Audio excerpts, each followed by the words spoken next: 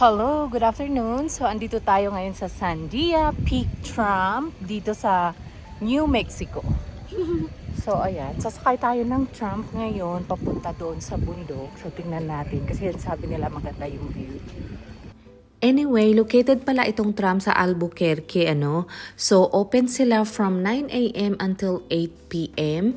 Ang kanilang ticket ay nasa $34 pag round trip or pag one way, syempre mas mababa, nasa $23. So, depende kung alin ang i-avail mo dahil meron silang trail pa balik dito sa station, ano? Pero may discount din yung child, young adult, senior at military. Tapos meron silang $3.50 para sa ground fee or yung parking nila. So, once na dumating kayo dito, ang expected waiting time mo ay nasa 1 to 2 hours. So, kung makikita nyo, ganyan kahaba yung pila at medyo matagal-tagal siya kasi yung unit nila parang dalawa lang. So, aantayin mo yun dumating bago sila mag-load ulit. Tapos, dito sa building na ito, meron silang restroom, meron din silang gift shop. So, dito ka din mag-aantay pag maglo-load na sila sa tram, So, ito yung kanilang gift shop. Ayan. Anyway, iba pala yung pila sa baba, Once na tapos ka ng pumila doon, paakyatin ka dito at yun na yung turn ninyo na mag-board dito sa tram nila, Kaya nang sinabi ko, expected waiting time ninyo is nasa 1 to 2 hours kasi medyo matagal-tagal siya kasi parang dalawa lang yung unit nila, Tapos aantayin mo pa yan dumating doon sa taas at dumating din dito sa baba.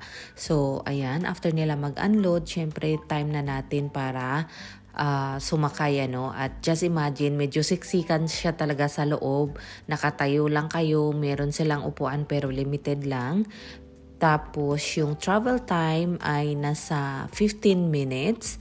So, ayan. At ito yung view na makikita mo. So, ayan. Ganyan kami kasiksik sa loob ng tram. So, swertihan mo pa kung nasa window side ka, at least makakatik ka ng video. Pero pag nasa gitna ka, hindi ka makaka-video ng maayos. Anyway, nabuo pala itong Sandia Peak Tram, dahil yung may-ari nito na si Mr. Robert ay pumunta ng Europe at dahil sa nakita at sinakyan niyang tram doon, kaya nagkaroon siya ng idea at inspirasyon para ipatayo ito, kasama ang kanyang partner na si Ben Abroso. So, ikinonect nila ang Albuquerque sa tuktok ng Sandia Peak. So, isa ding reason is yung transportation ng mga nagsiski, kasi pag through tram, parang aabot lang siya ng 15 minutes ang biyahe papunta doon sa tuktok ng bundok at more safer siya. Unlike pag magbiyahe sila through car, tapos may snow pa, delikado, diba? So, umaabot ng mahigit kalahating oras ang biyahe papunta doon sa bundok. Anyway, dito sa area na to, noong February 19, 1955, yung Trans World Airline na biyaheng mula Albuquerque, New Mexico to Santa Fe, New Mexico, na crash yung airplane dito, dito na side. So, ayan. Actually, may time na visible yung pintuan ng plane dito sa taas, pero this time dahil nga super green siya, hindi mo siya makikita. Actually, paakyat dito sa may pinakataas, ay meron itong 2.7 miles at saka meron siyang 10,378 foot peak ng Sandia Mountain, Sa tuktok naman ito ay makikita mo ang magandang tanawin or yung panoramic view na merong 11,000 square miles. Mamamangha ka talaga sa sobrang ganda, kaya I highly recommend na meron kang binocular na dala para makita mo yung mga magagandang tanawin sa malayuan, At saka pagdating mo naman dito sa taas, marami silang mga activity gaya ng hiking, mountain biking, rock climbing, at during winter naman ay meron silang ski area dito, Dito pala sa taas, pag nasa tuktok ka na or pag dumating ka na dito sa taas, meron din silang restaurant which is depende kung anong araw ka dumating dahil yung oras ng opening nila depende kung anong araw, So, pwede mong i-check yung kanilang website para malaman mo yung exact time na open sila. Alam mo ba itong Sandia Peak Tramway in Albuquerque, New Mexico is the longest area tram in the United States. At mula noong 1966 hanggang sa 2010, it was the longest aerial tram sa buong mundo when it was surpassed by the wings of the Tatev in Armenia. Kaya ayan, finally at nakarating tayo dito sa taas. Although medyo makulimlim siya, para siyang uulan. Kaya ayan, inikot na namin bago bumuhos yung ulan, ano. Kaya ayan, ang ganda ng tanawin talaga. Kaya ayan, let's go at samahan niyo akong i-enjoy yung magandang view dito.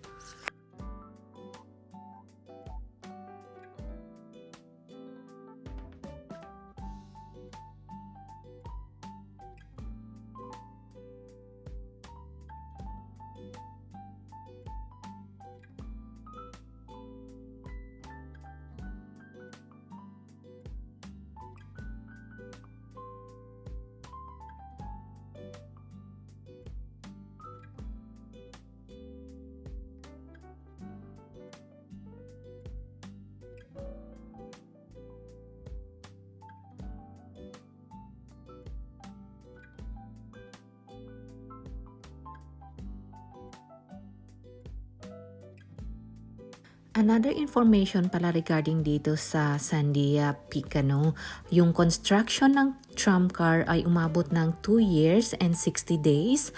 Tapos ang bawat tramcar ay may kakayanang magdala ng 50 pasahero or 10,000 pounds paakyat or papunta dito sa bundok, ano, na may maximum rate of 200 pasahero kada oras.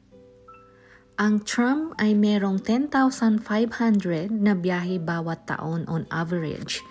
Ang unang sakay sa Sandia Peak ay noong May 7, 1966. So mahigit 12 million na ang pasahero na nakasakay dito sa Sandia Peak tram, ano, dito sa Albuquerque, New Mexico.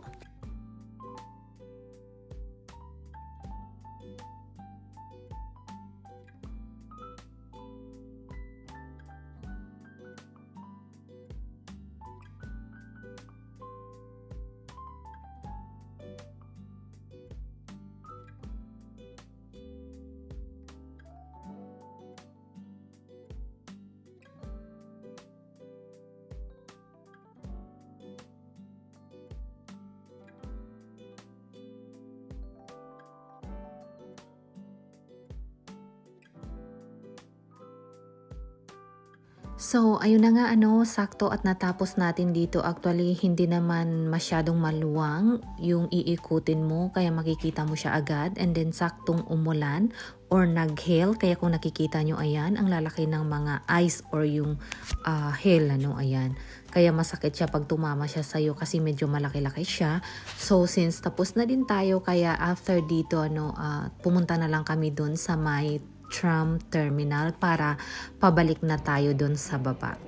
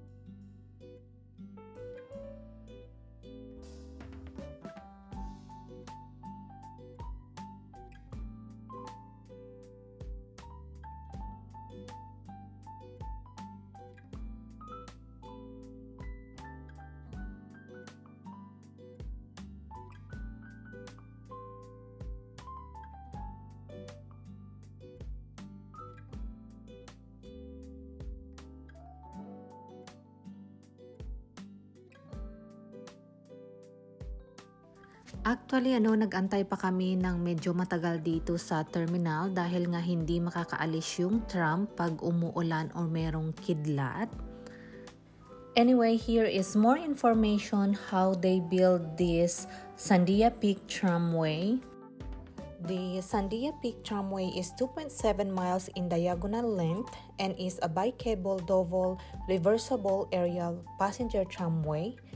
Both tram cars are attached to the hauling cables, and the weight of the downhill tram car help to pull the uphill tram car to the top. When the tram cars pass at midway, they are almost 1,000 feet above the ground. The typical speed of the tramway is 20 feet per second or 13.6 mph. The main drive is 600 horsepower DC electric winch motor. In case of power failure, the tram cars can be returned to the terminal with an auxiliary Ford industrial engine. The tram cables are supported by only two towers between the terminals. The Tower 1, it is located at an elevation of 7,010 feet, is 232 feet tall. The Tower 1 lean at 18-degree angle to evenly support the cables between the lower terminal and the Tower 2. As a result, the top of the Tower 1 is offset more than 70 feet out from the center of the tower base. Several 40-foot deep stressed steel rod anchors hold the tower in place. The Tower 2, it is located at the breathtaking 8,750 feet, is 80 feet tall. Helicopters were used to construct this tower as the terrain was too difficult to build a construction road to ascend the rocky face to the required tower location. Tower 2 took 2,000 of the 5,000 helicopter rides required to build the tram. Holes were drilled and steel rods were anchored in the granite, many at 40 feet deep, to anchor each of the footing for the towers and terminal of the tram. Keeping the towers in alignment was of major concern and importance.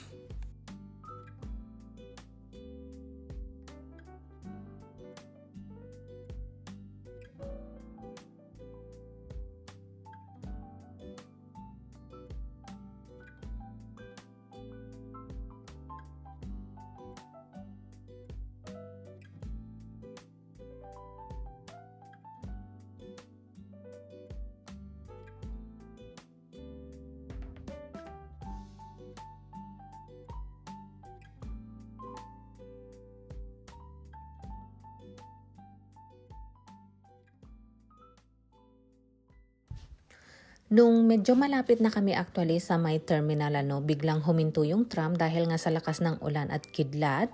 So pag malakas yung ulan at makidlat, automatic nagsa-stop yung kanilang biyahe paakyat dun sa pinakatuktok So since kami pauwi na kami, so ayan, nag-stop siya. And if in case mawalan ito ng kuryente, ang tram car ay pwedeng bumalik sa station or terminal gamit ang isang auxiliary Ford industrial engine Pero yun nga lang, dahan-dahan lang siya kasi hindi nga ito mag-operate through kuryente pag may kidlat. So ayan, kaya kung napapansin nyo, grabe ang lakas ng ulan, tapos humihinto naman siya.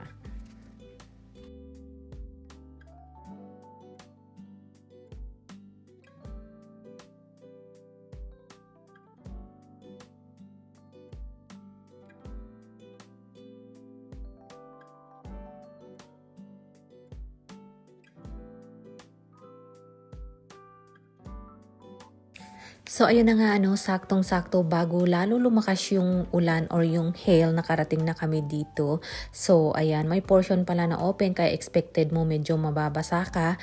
Yung mga next sana na magra-ride paakyat na-cancel yung kanilang trip dahil nga pag malakas ang ulan or may kidlat, automatic nagsa-stop yung kanilang operation. So ayan, bumili lang kami ng konting pasalubong and then umalis na din kami. Medyo nabasa nga kami sa ulan. So saktong-sakto nung bumating kami sa parking area, lalong lumakas ito at may portion na may baha. So, ayun lang, share ko lang. Bye-bye!